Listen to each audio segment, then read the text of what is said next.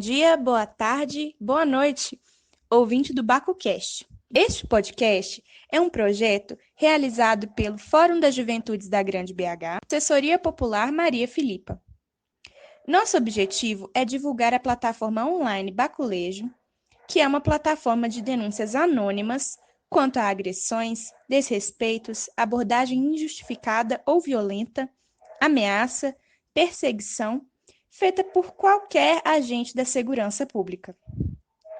No episódio de hoje, contaremos com uma entrevista feita com Nana Oliveira, a advogada popular criminalista da Assessoria Popular Maria Filipa.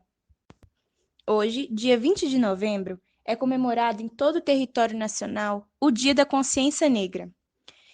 Ele faz referência à data da morte do Zumbi dos Palmares, o líder do Quilombo dos Palmares, que era símbolo da luta dos negros e africanos escravizados. Essa foi uma data que foi oficializada pela Lei 12.519 em novembro de 2011, no governo de Dilma Rousseff. Hoje, trouxemos o estudante Enzo Felipe Carvalho para falar um pouco sobre a visão dele e fazer uma breve reflexão sobre o vídeo do ator Morgan Freeman sobre o Dia da Consciência Negra. Bom, eu queria tirar um tempo para falar sobre o dia de hoje, dia 20 de novembro, Dia da Consciência Negra. Hoje é um dia de muita luta, é um dia de esperança, um dia que simboliza tudo isso para o povo negro, para o nosso povo negro. Mostra toda a força do nosso movimento e tudo que a gente luta e defende. Bom, eu queria falar em especial sobre as falas de Morgan Freeman. Em uma entrevista, Morgan Freeman foi perguntado sobre o que ele achava do mês da consciência negra. Ele disse que achava algo ridículo e desnecessário. E essa frase é tirada de contexto, porque na entrevista ele diz que ele não deseja que tenha um mês da consciência negra, porque ele não vê necessário, ele não vê que seja necessário. Só que ele diz isso porque a gente almeja, a gente deseja que realmente não seja necessário um dia da consciência negra, porque é somente nesse dia que nossa voz é ouvida, que os olhos viram pra gente, que as pessoas conseguem nos ouvir e ver. E a gente queria que isso fosse o ano todo, porque a história negra, ela não se baseia em um mês ou em um dia. Ela se baseia em tudo. Nós negros estamos desde sempre. Nós negros somos importantes, a nossa história ela é gigantesca. Ela não pode ser resumida em um dia ou em um mês. Então, é isso tudo que Morgan Freeman quer dizer na entrevista dele. Ele não, em momento algum, ele tenta desvalorizar o nosso movimento, e sim mostrar que ele deseja essa sociedade que atualmente é utópica, que não seja necessário um dia da consciência negra. Mas enquanto essa sociedade não chegar, essa utopia não acontecer, tem que continuar tendo o dia da consciência negra, porque vai ser o dia que a gente vai falar mais. Todo ano a gente vai falar, mas vai ser o dia que a gente mais vai falar e que mais vão ouvir a gente.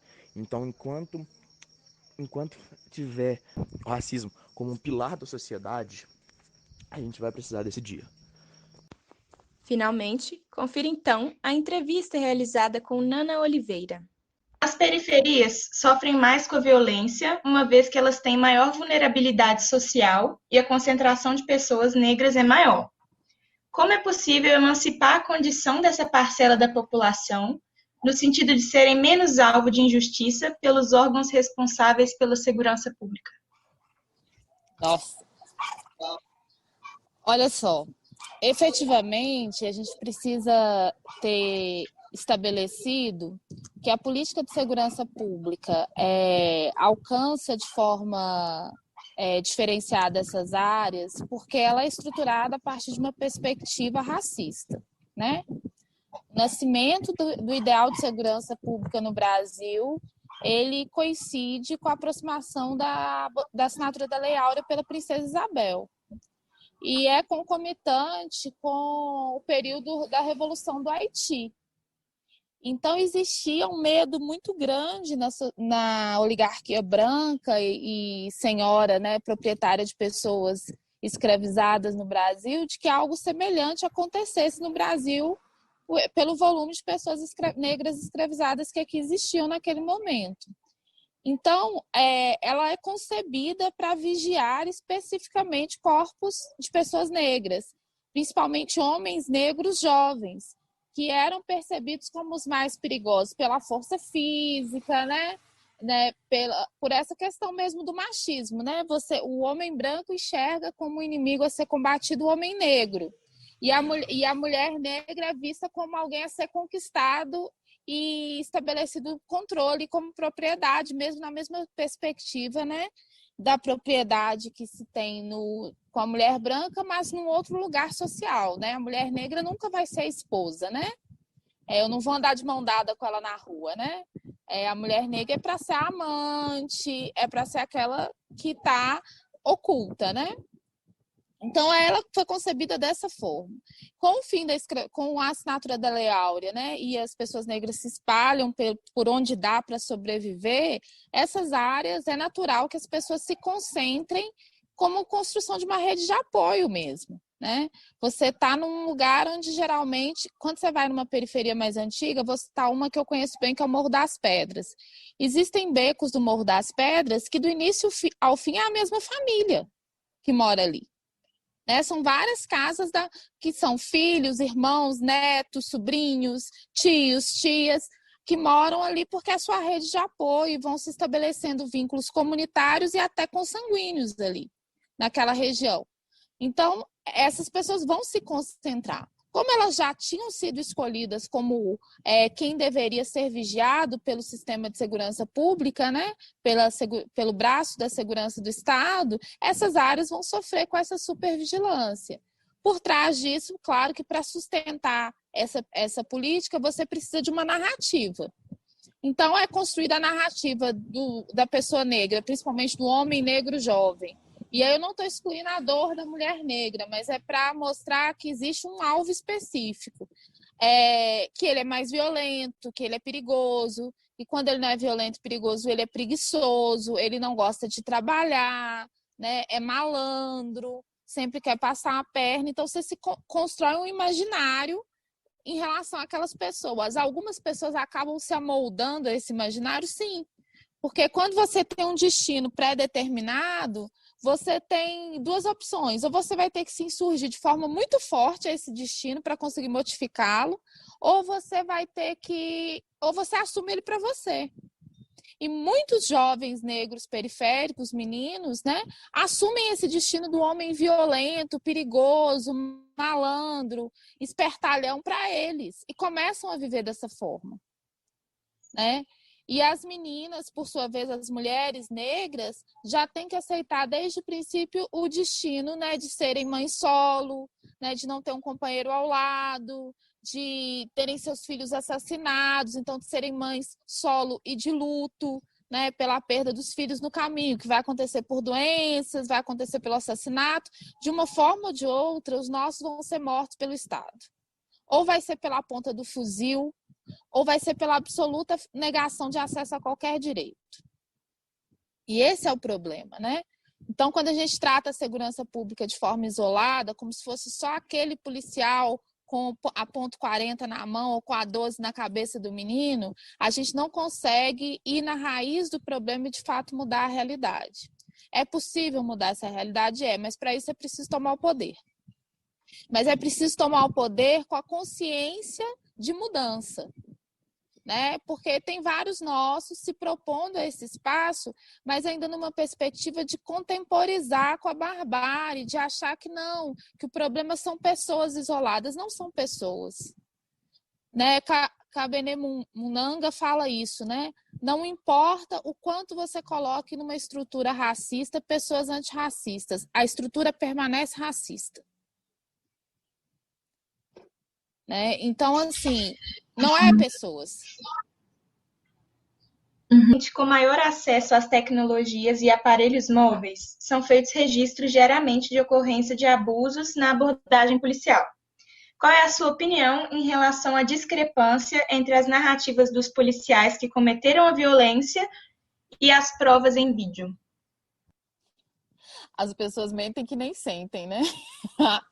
Essa para mim é um Pois resumo.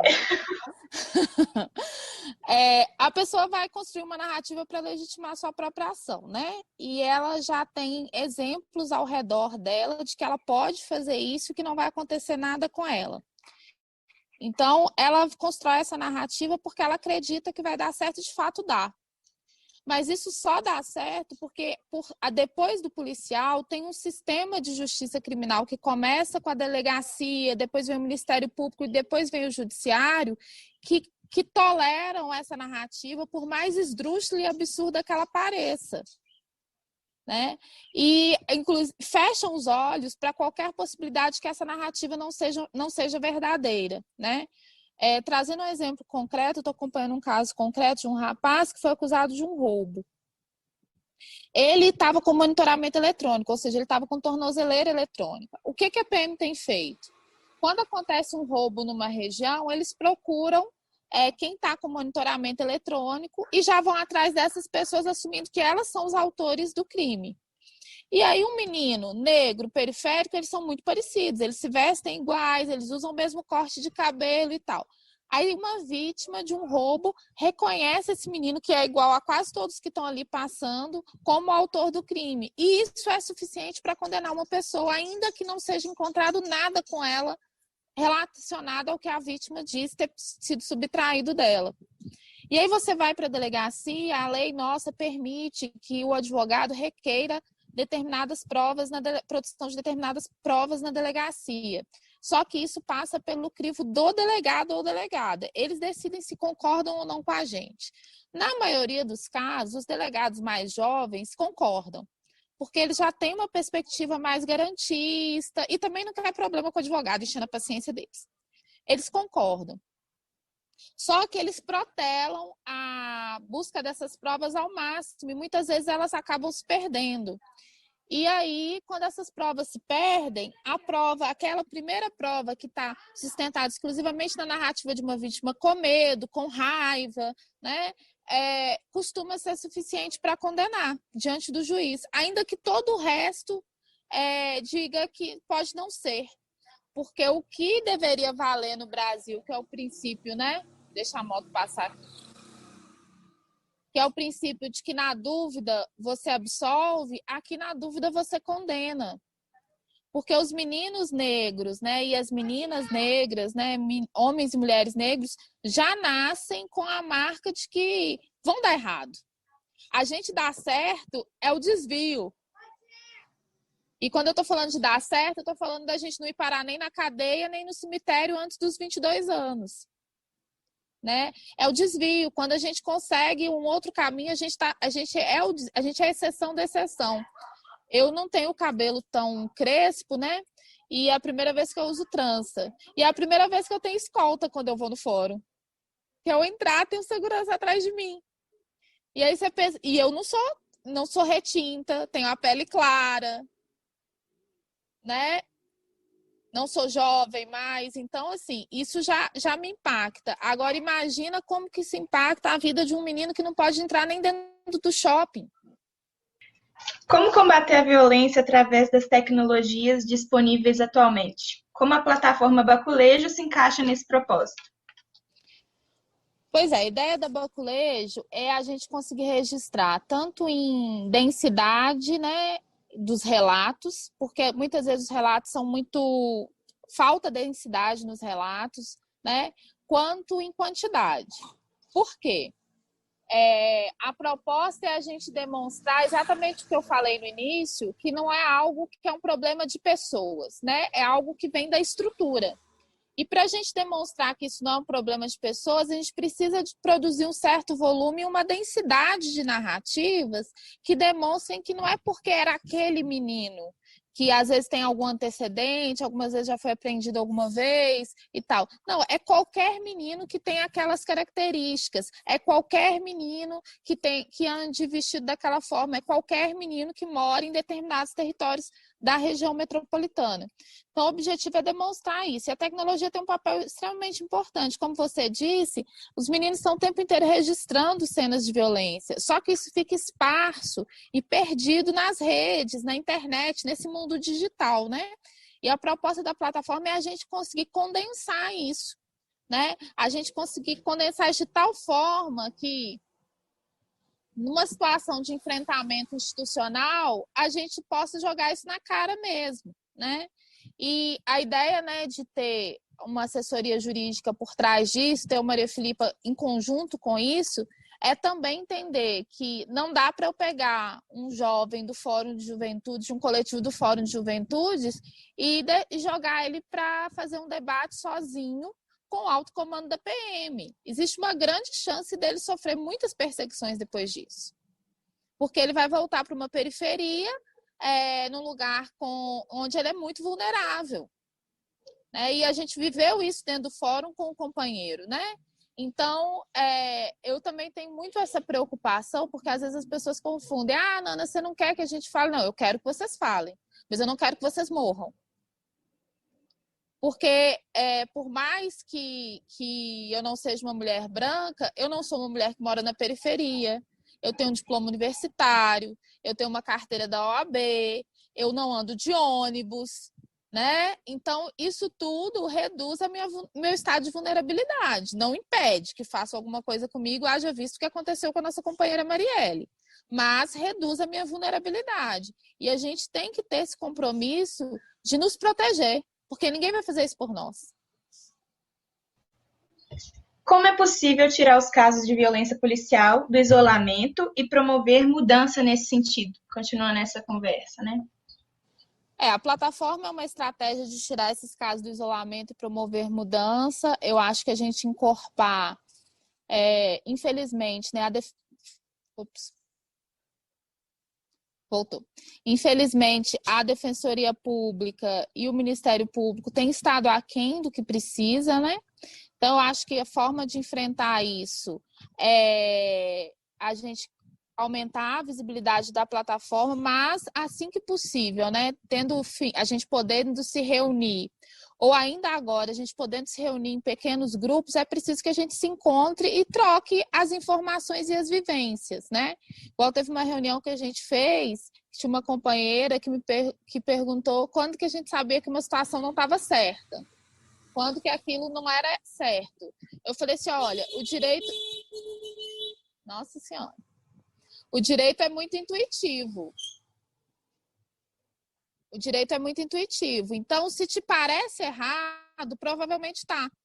Porque o direito, ao contrário do que é dito para as pessoas, não é uma construção aérea que vem de cima para baixo. O direito, ele nasce inicialmente nas relações sociais. É claro que depois disso há uma apropriação da estrutura jurídica para defender os interesses de determinados grupos. Mas aquele direito mais primário, aquele direito mais, vamos dizer assim, natural, entre aspas, ele é muito intuitivo. Então, a gente sabe que não pode matar pessoas. Não precisava estar escrito em lei nenhuma. A gente sabe que não pode sair por aí matando os outros, porque eu não quero que me mate, porque eu vou matar alguém, né? A gente sabe que a vida é um patrimônio, é um bem importante. A gente sabe que não pode pegar as coisas de outra pessoa. A gente aprende isso pequenininho na escola. E ninguém diz pra gente que tem um tipo penal que diz que subtrair para si ou para outra em coisa alheia móvel vai te dar uma pena de 4 a 8 anos. Mas a gente sabe. Então, assim, o direito é muito intuitivo, só que as pessoas precisam se apropriar desse sentido da intuição do direito e se apropriar de algumas expressões do direito, né? Isso, os encontros, por mais que a gente possa produzir cartilhas, materiais virtuais, orientações por card e tal, os encontros presenciais ainda têm um papel. Porque o brasileiro ele tem essa necessidade da conversa, do diálogo, né? Então, os encontros presenciais ainda têm esse papel. E como a gente sabe que na periferia o acesso à internet é ainda mais precário, eu moro num bairro, já tenho dificuldade de ter acesso à internet, imagina uma pessoa que está na periferia, né? Se eu que moro num bairro tenho dificuldade de acesso à internet, imagina a pessoa que está na periferia que o acesso ainda é mais precário. Então, a gente pode fazer reuniões virtuais? Podemos, mas a gente sabe que vai ter uma limitação de alcance aí, né? E os vínculos afetivos, eles são produzidos presencialmente, né? Você não se sentir isolado, mesmo que a pessoa não possa fazer nada por você naquele momento, é importante, né? Você ter uma rede de apoio, nem que seja para te abraçar e chorar junto. Né? Então, acho que a gente já tentou fazer isso uma época no Morro das Pedras, mas acabou não indo para frente, né? Construir tem o esquema das promotoras legais populares. Na Paraíba, elas tinham um esquema assim, que era quando uma mulher começava a sofrer violência na favela, né, e elas escutavam o choro, os gritos, elas começavam a apitar. Apitar para mostrar que estava todo mundo vendo. Né? No Morro das Pedras já teve um episódio que o menino só não plantaram uma droga nele, ele foi preso, porque todo mundo saiu no alto das varandas, né, nas mansões de favela, que tem 452 andares, um terraço, né, no alto das lajes, e começou todo mundo a filmar.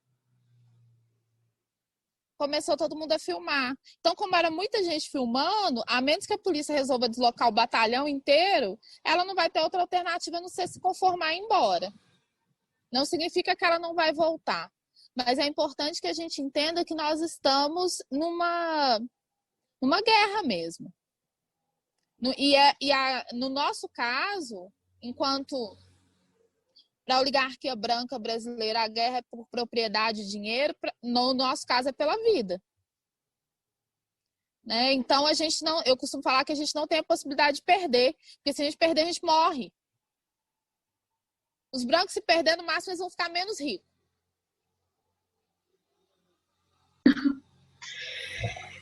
É fato que a violência policial não ocorre somente com os jovens em liberdade residentes da periferia, mas também em peso com aqueles já inseridos no sistema penitenciário brasileiro, em alguns casos com ocorrência de tortura e penas cruéis.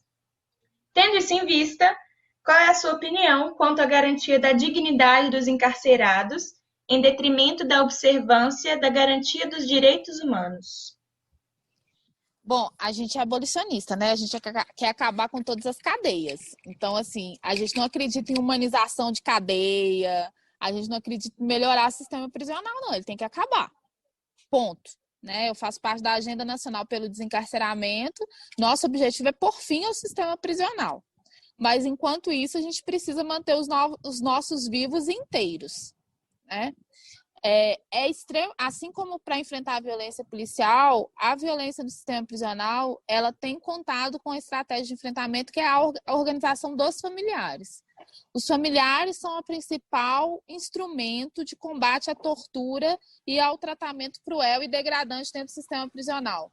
O familiar é o olho de toda a sociedade dentro do sistema prisional. É ele que denuncia, é ele que bota a cara, ele que corre atrás. E aí ele, para ser justa, é ela, né? Porque é sempre mulher.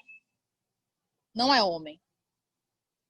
São as mulheres. Elas botam a cara mesmo, elas põem o dedo na ferida mesmo, elas fazem o que precisar ser feito pelos filhos, irmãos, irmãs, companheiros e companheiras delas no sistema prisional. Porque, inclusive, as mulheres que estão presas, quando têm companheiros, é companheiras. Porque quando é os homens somem. Quando a mulher é presa. Mas a mulher que tem um relacionamento com outra mulher, quando ela é presa, continua junto. Então, ainda tem isso, né? E aí vai sofrer uma outra violência, que é o problema da orientação sexual, que o sistema prisional não dá conta de lidar, né? Então, assim, a auto-organização dos familiares tem feito frente a esse processo de tortura e violência no sistema e tem conseguido incomodar. Tem conseguido incomodar bastante o Departamento Penitenciário de Minas Gerais e a Secretaria de Administração Prisional. Minas Gerais tem lideranças poderosas nessa área, né? De todas as regiões do estado, né? Minas é muito grande, então trabalhar com essa temática em Minas é bastante complexo. A gestão penitenciária é estadual, mas cada dono de cadeia faz o que quer. O dono de cadeia é o diretor da cadeia, ele acha que é o dono da cadeia, entendeu? Ele fala, a minha cadeia, e a gente fala assim, é sua, né? Você comprou. Né? Tá pagando como? Financiou pela Caixa. Né? Então, é complexo. Mas eu penso, inclusive, que a auto-organização dos familiares no enfrentamento ao encarceramento está muito mais avançada que a auto-organização para o enfrentamento à violência policial. Muito mais.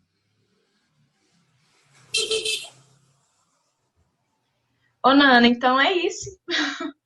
Muito obrigada pela sua participação. Obrigada também pela pela disponibilização do seu tempo, né, para poder participar desse projeto com a gente. E obrigada também pelo seu trabalho, que é super importância. Eu que agradeço a sua disposição também, viu? Beijos.